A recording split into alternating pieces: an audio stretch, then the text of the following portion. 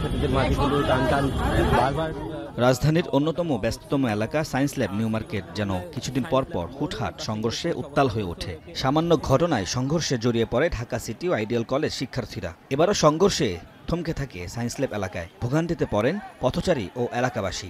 সম্প্রতি সায়েন্স ল্যাবে একটি কোচিং সেন্টারে কথা কাটাকাটির জেরে ঢাকা কলেজের এক শিক্ষার্থীকে তাদের এলাকায় পেয়ে সিটি কলেজ শিক্ষার্থীরা মারধর করে। এর জেরে বৃহস্পতিবার দুপুরে সংঘর্ষে জড়ায় দুই কলেজের শিক্ষার্থীরা।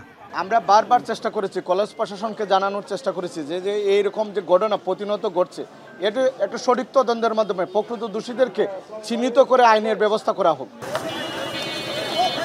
সংঘর্ষে ঢাকা ও সিটি কলেজের আহত হয় অন্তত 10 জন। পরে আহতদের ঢাকার বিভিন্ন হাসপাতালে চিকিৎসা দেওয়া হয়। পরিস্থিতি নিয়ন্ত্রণে মোতায়েন করা হয় অতিরিক্ত পুলিশ।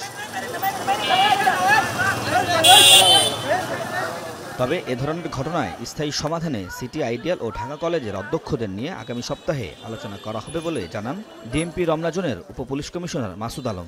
এইটা আমরা আসলে পার্মানেন্ট সলিউশনের জন্য আমাদের একটু বসতে হবে, বিশেষ করে ঢাকা কলেজ, সিটি কলেজ এবং আইডিয়াল কলেজ।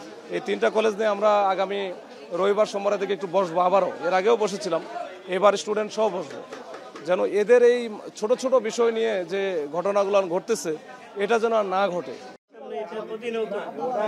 তবে ঢাকা কলেজ অধ্যক্ষ জানান, তুচ্ছ ঘটনাকে কেন্দ্র করে মব সৃষ্টি করে এ ধরনের সংঘর্ষের ঘটনা ঘটানো হচ্ছে, জড়িতদের শাস্তির আওতায় আনা হচ্ছে।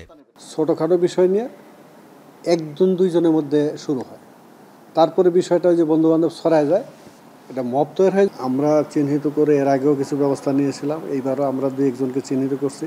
সে ব্যাপারে আমাদের যেগুলা কারো সামান্য সম্পৃক্ততা আমরা প্রমাণ পেলে সেগুলো ব্যবস্থা নিচ্ছি। সংঘর্ষ এড়াতে ধানমন্ডি নিউ মার্কেট ও হাজারীবাগ থানা পুলিশকে পদক্ষেপ নেওয়ার দাবি এলাকাবাসীর।